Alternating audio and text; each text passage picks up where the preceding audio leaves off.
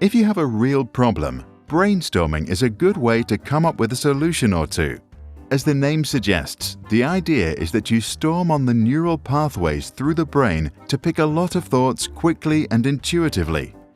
It's best to do this with a group of diverse people, so you have lots of different brains to explore.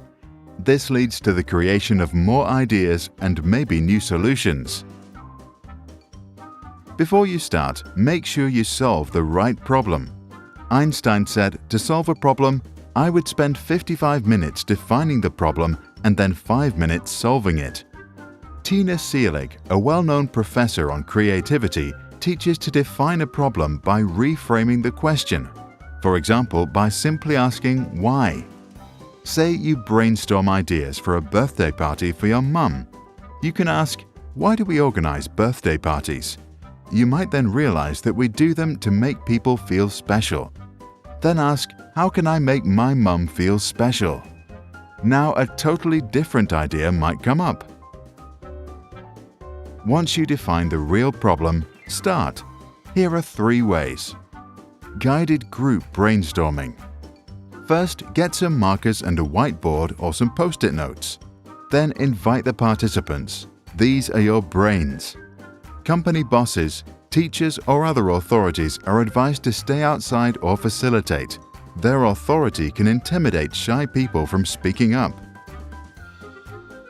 Then lay out the 4 ground rules of brainstorming. 1. Go for quantity. Get out all the ideas, no matter how silly. 2. Withhold criticism. There are no bad ideas. 3. Welcome crazy ideas. The wilder the better. 4. Build on other people's ideas. Listen to them first and then add yes and. Now you can start. Write the problem as a question on the whiteboard. Then ask all of your brains to throw in their ideas. As a facilitator, keep the discussion focused on the topic. To ensure that people don't speak over one another, you can provide a talking stick which is passed around. Note down all the ideas and put them up for everyone to see. Remind people to add on to ideas.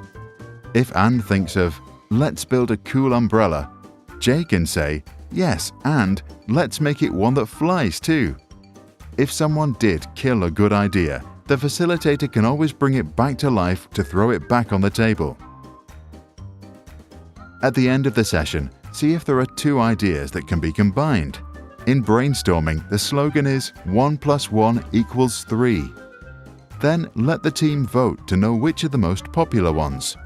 You can now either start with another round of brainstorming to build on those ideas, or if you are happy with the solution, bring it to an end. Finally, record your best ideas so you don't lose them. The Nominal Group Technique. Explain the ground rules and present the problem. Then ask each person to write their ideas anonymously.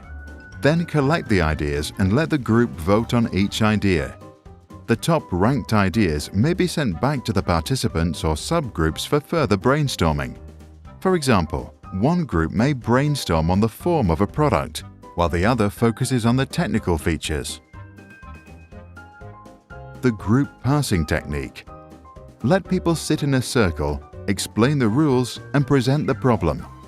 Each person writes down one idea and then passes the piece of paper to the next person, who adds some thoughts. This continues until everybody gets his or her original piece of paper back. By this time, it is likely that the group will have extensively elaborated on each idea.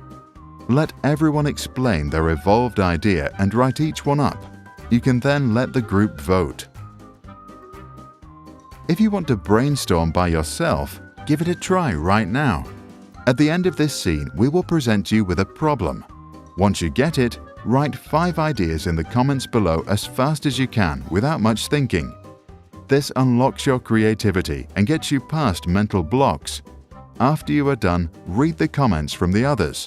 Pick your favorite idea and build your thought on top of it. To do that, just reply to that person starting with yes and. Here's the problem. Our oceans are full of plastic waste. A lot of it is eaten by fish with uncertain effects on our health. According to the Economist newspaper, by 2050 the oceans could contain more plastic than fish, measured in weight. So, how can we reduce the plastic waste in our oceans today?